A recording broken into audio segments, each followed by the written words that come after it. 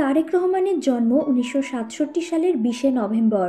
তার পিতা জিয়াউর রহমান ছিলেন বাংলাদেশের স্বাধীনতা যুদ্ধের অন্যতম সংগঠক ও সাবেক রাষ্ট্রপতি এবং মাতা বেগম খালেদা জিয়া বাংলাদেশের ৩বার নির্বাচিত প্রধানমন্ত্রী।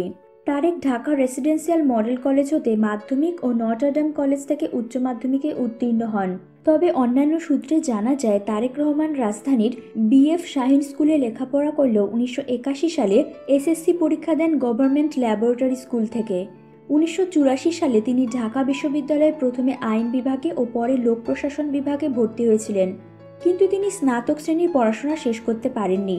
পরবর্তীতে তিনি পেশা হিসেবে ব্যবসাকে বেছে নিয়ে বস্ত্রশিল্প ও নৌযোগাযোগ খাতে বিনিয়োগ করেন।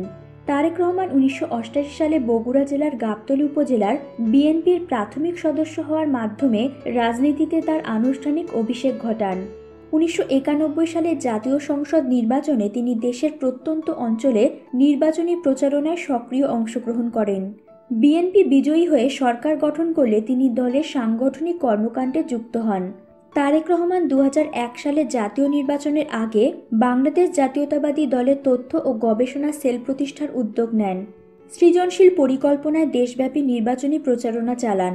নির্বাচনে বিএনপি নেতৃত্বাধীন জোট ২১৫টি আসন পেয়ে নির্বাচিত হয়ে ১০ই অক্টোবর সরকার গঠন করে। ২০০২ সালে তারেক রহমান দলের স্থায়ী কমিটির সিদ্ধান্ত অনুযায়ী বিএনপির জ্যেষ্ঠ যুগ্ম মহাসচিবের দায়িত্ব লাভ করেন।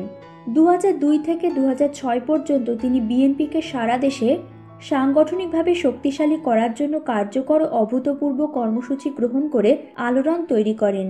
সারা দেশে সংগঠিত করেন তৃণমূল প্রতিনিধি সভা। বাংলাদেশের ইতিহাসে এমন কোনো যুগান্তকারী কর্মসূচি অন্য কোনো রাজনীতিবিদ করতে পারেননি।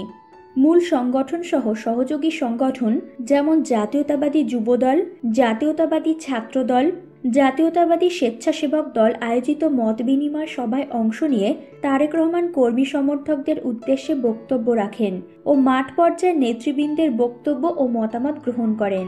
সারা দেশে ২৩টি এলাকায় উন্নয়ন প্রতিনিধি সভা করে বিএনপিকে সাংগঠনিকভাবে সুসংহত করেন।